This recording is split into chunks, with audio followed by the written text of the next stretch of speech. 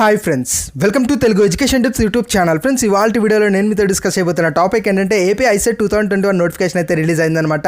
అందులో నోటిఫికేషన్లో మెయిన్గా ఇంపార్టెంట్ డేట్స్ అయితే గమనిద్దాం. ఆ తర్వాత మనకు ఈ యొక్క అప్లై అనేది ఎలా చేసుకోవాలి, ఏ వెబ్సైట్లో చేసుకోవాలి, స్టెప్ బై స్టెప్ ప్రాసెస్ ఏంటి అన్న దాని గురించి, మీరు ఏ డీటెయిల్స్ ఎంటర్ చేయాలన్న దాని గురించి కూడా క్లియర్గా నేనైతే ఇవాళ వీడియోలో అయితే మీకు అయితే చూపించబోతున్నా. కాబట్టి వీడియో అయితే ఇంట్రెస్టింగ్గా ఉంటుంది. ఎవరైతే icet కోసం వెయిట్ చేస్తుంటారో వాళ్ళైతే ఈ వీడియో అయితే పూర్తిగా చూసి ఒక వీడియోకి అయితే ఒక చిన్న లైక్ చేయమని అయితే రిక్వెస్ట్ చేస్తున్నా. ఫ్రెండ్స్, ఇక టాపిక్లోకి అయితే వెళ్ళే ముందుగా నా చిన్న రిక్వెస్ట్ ఏంటంటే, ఇప్పటివరకు మన తెలుగు ఎడ్యుకేషన్ టిప్స్ యూట్యూబ్ ఛానల్ని మీరు ఎవరైనా సబ్స్క్రైబ్ చేయకుండా చూస్తున్నట్టయితే మీకు యూస్ఫుల్ అయ్యే ఇలాంటి ఎన్నో వీడియోస్ కోసం అయితే సబ్స్క్రైబ్ చేసుకోండి. ఫ్రెండ్స్, ఇక టాపిక్లోకి వచ్చేసినట్టయితే మెయిన్గా మనకు icet అంటే ఏంటి అన్న దాని గురించి ఒక చిన్న క్లారిటీ అయితే తెలుసుకుందాం. మెయిన్గా icet అనేది MBA కావచ్చు, MCA కావచ్చు, కోర్సులో జాయిన్ అవ్వడానికి ఎంట్రన్స్ ఎగ్జామ్ అనమాట. ఇది మెయిన్గా ఎనీ డిగ్రీ అయిపోయిన వాళ్ళైతే రాస్తారు. అంటే నార్మల్ డిగ్రీ కావచ్చు, బీటెక్ కావచ్చు, అయిపోయిన వాళ్ళైతే ఎగ్జామ్ అయితే రాస్తారు. ఇక నోటిఫికేషన్లో ఇంపార్టెంట్ డేట్స్ ఒకసారి అయితే గమనించడానికి అయితే ట్రై చేద్దాం. ఫ్రెండ్స్, ఇక్కడ నోటిఫికేషన్లో మనం ఒకసారి చూసుకున్నట్టయితే మనకు ఇంపార్టెంట్ డేట్స్ అయితే మనకు మెయిన్గా ఈ యొక్క ఏదైతే అప్లికేషన్ ప్రాసెస్ అనేది స్టార్ట్ అవుతున్నది వచ్చేటప్పటికి మనకు 15/7/2021 అంటే మనకు జూలై 15th స్టార్ట్ అవుతుంది. మనకి ఎండింగ్ వచ్చేటప్పటికి ఆగస్టు 14th ఎండ్ అయిపోతుందని వీళ్ళైతే చెప్తున్నారు. ఇక మనకు ఎగ్జామ్ డేట్స్ విషయానికి వచ్చినట్టయితే మనకి ఎగ్జామ్స్ అనేవి 2 డేస్లో అయితే జరుగుతాయి. కంప్లీట్గా September 17th, September 18th అయితే ఈ 2 డేస్లో ఎగ్జామ్ అయితే కండక్ట్ చేయబోతున్నారు. మరి ఎగ్జామ్ టైమింగ్స్ విషయానికి వచ్చినట్టయితే మనకి మార్నింగ్ 9 AM నుంచి 11:30 AM వరకు ఒక షిఫ్ట్ అయితే ఉంటుంది. ఆ తర్వాత ఆఫ్టర్నూన్ షిఫ్ట్కి వచ్చినట్టయితే మనకు 3 PM నుంచి 5:30 PM వరకు అయితే ఎగ్జామ్ అయితే ఉంటుందని వీళ్ళైతే మనకైతే చెప్తున్నారనమాట. ఇక ఫైనల్గా ఈ యొక్క ఫీజెస్ విషయానికి అయితే వద్దాం. ఫ్రెండ్స్, ఫీజెస్ విషయానికి వచ్చినట్టయితే మనకు క్యాస్ట్ వైజ్ అయితే ఫీజు డివైడ్ అయి ఉంటుంది. ఇక్కడ ఓసీ వాళ్ళకి 650 అనేది ఛార్జ్ చేస్తున్నారు. ఇక మనకు బీసీ వాళ్ళకి 600, ఇక SC ST ఎవరైతే క్యాస్ట్ ఉంటారో వాళ్ళకి వచ్చేటప్పటికి 550 రూపీస్ అయితే వీళ్ళైతే ఛార్జ్ చేస్తున్నారనమాట. ఇవి మనకు ఫీజెస్. ఇక కంప్లీట్గా మనము వెబ్సైట్ అనేది ఓపెన్ చేసి అందులో ఎలా అప్లై చేయాలి, స్టెప్ బై స్టెప్ ప్రాసెస్ తెలుసుకుందాం. ఉన్న ప్రాసెస్ అంటే ఉన్న స్టెప్స్ ఏంటన్న దాని గురించి కూడా డీటెయిల్గా అయితే తెలుసుకుందాం. ఫ్రెండ్స్, ఇక్కడ ఈ యొక్క స్టెప్స్ లింక్స్ అనేవి డిస్క్రిప్షన్లో ప్రొవైడ్ చేస్తున్నా.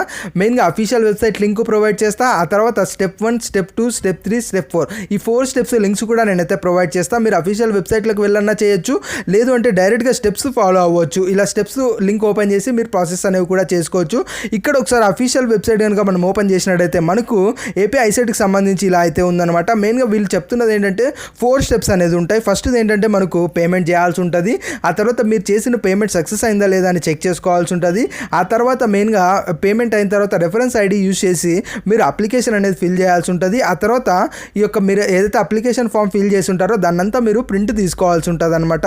కంప్లీట్గా ఈ ప్రాసెస్ అనేది ఉంటుంది. ఆ తర్వాత మనకు అడ్మిట్ కార్డ్స్ అనేవి వదులుతాయి. మీరు రిజిస్ట్రేషన్ నెంబర్ యూజ్ చేసి మీరు హాల్ టికెట్స్ అనేవి డౌన్లోడ్ చేసుకోవచ్చు. ఇక్కడ 1 by 1 ప్రాసెస్ ఎలా ఉంటుంది అన్న దాని గురించి ఒకసారి అయితే క్లియర్గా అయితే చూద్దాం. ఫ్రెండ్స్, ఇక్కడ మెయిన్గా ఏదైతే మీకు స్టెప్ 1లో ఫీ పేమెంట్ అని బ్లూ కలర్ అయితే కనబడిస్తుంది కదా, ఈ బ్లూ కలర్ అన్న దాని మీద మీరు క్లిక్ చేసినట్టయితే మీకు ఆటోమేటిక్గా ఈ యొక్క పేమెంట్ చేయడానికి పేజ్ అనేది ఓపెన్ అవుతుంది. ఇక్కడ మెయిన్ ఇంపార్టెంట్ పాయింట్ గుర్తుపెట్టుకోండి, నేనైతే క్లియర్గా అయితే చెప్తాను. మెయిన్గా ఈ యొక్క మీరు any degree hall ticket number కానీ, బీటెక్ హాల్ టికెట్ నెంబర్ కానీ ఎంటర్ అయితే చేయొచ్చు.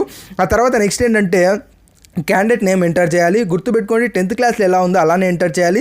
ఆ తర్వాత 10th క్లాస్లో ఉన్న దాని ప్రకారం డేట్ ఆఫ్ బర్త్ మనకి ఎంటర్ చేయాలి. ఆ తర్వాత ఆ మొబైల్ నెంబర్ ఎంటర్ చేయాలి. ఆ తర్వాత మీరు ఇచ్చిన మొబైల్ నెంబర్ మీదేనా, మీ ఫాదర్దా, అది డీటెయిల్స్ ఎంటర్ చేయాలి.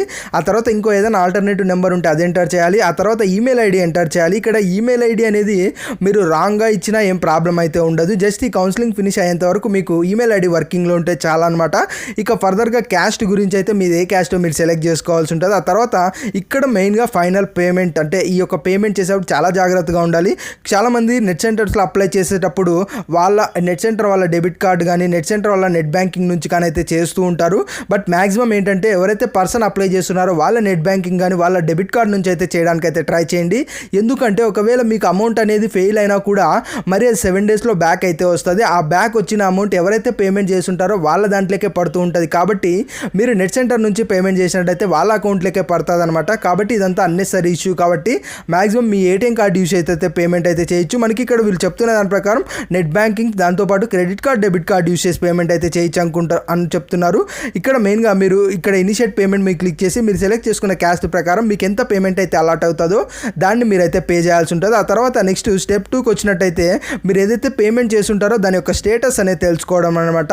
అంటే మీరు ఏదైతే ఈ యొక్క డిగ్రీ హాల్ టికెట్ నెంబర్, దాంతోపాటు మొబైల్ నెంబర్ ఎంటర్ చేసి చెక్ పేమెంట్ స్టేటస్ అని క్లిక్ చేసి చేసినట్టయితే మీకు ఆటోమేటిక్గా మీకు పేమెంట్ అనేది సక్సెస్ అయిందా ఫెయిల్ అయిందా అన్న డీటెయిల్స్ అయితే ఇక్కడైతే మీకు మెన్షన్ చేయబడతాయి. ఆ తర్వాత నెక్స్ట్ ఫైనల్గా మనకు అప్లికేషన్ అనేది ఫిల్ చేయాల్సి ఉంటుంది. జస్ట్ ఈ బ్లూ కలర్ దాని మీద మీరు క్లిక్ చేసినట్టయితే చాలు మీకు అప్లికేషన్ ఫామ్ అనేది రావడం అయితే జరుగుతుంది. ఇక్కడ మెయిన్గా అప్లికేషన్లోకి వెళ్ళడానికంటే ముందు మీరు ఏదైతే పేమెంట్ చేసిన రెఫరెన్స్ ఐడి ఉంటుందో ఆ ఐడి మస్ట్ అండ్ షుడ్గా ఎంటర్ చేయాల్సి ఉంటుంది. ఆ తర్వాత మీ యొక్క డిగ్రీ హాల్ టికెట్ నెంబర్, ఆ తర్వాత మీ మొబైల్ నెంబర్, ఆ తర్వాత డేట్ ఆఫ్ బర్త్ అయితే ఎంటర్ చేయాలి. ఆ తర్వాత ప్రొసీడ్ టు ఫిల్ అప్లికేషన్స్ అన్న దాన్ని మీకు క్లిక్ చేసినట్టయితే మీకు మీ పర్సనల్ డీటెయిల్స్, ఆధార్ నెంబర్స్ కావచ్చు, దాంతోపాటు మీ యొక్క స్టడీ క్వాలిఫికేషన్స్ కావచ్చు, వీటి గురించి అడుగుతుంది. దాంతోపాటు మీ యొక్క ఫోటో కానీ మీ యొక్క సిగ్నేచర్ కానీ రెండు అప్లోడ్ అయితే చేయమంటారు అనమాట. ఇది కూడా గుర్తుపెట్టుకోండి, మీరు కన్వర్ట్ చేసి అయితే పెట్టుకోవాలి. మెయిన్గా వాళ్ళు ఫోటో వచ్చేటప్పటికి 200 KB, 60 వచ్చేటప్పటికి బిలో 50 KB ఉండేలా మెయింటైన్ అయితే చేయమంటుంటారు. బట్ ఆ నామ్స్ ఏవైతే ఉన్నాయో వాటి రిలేటెడ్గా మీరైతే కన్వర్ట్ చేసుకోవాల్సి ఉంటుంది.